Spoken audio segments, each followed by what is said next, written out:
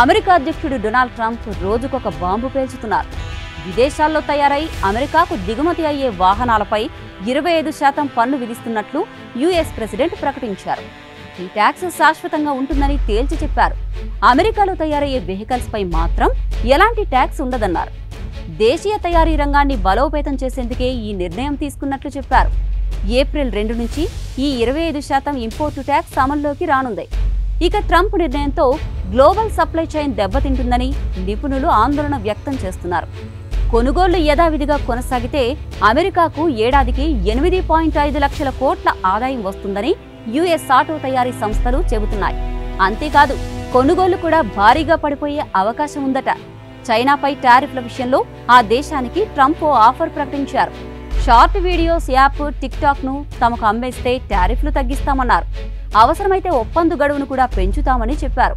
నిజానికి tick talk ను నిషేధిస్తున్నట్లు America ఇప్పటికే ప్రకటించింది. జనవరి 18న ఆ యాప్ను ప్లే స్టోర్ల నుంచి గూగుల్, యాపిల్ తొలగించాయి.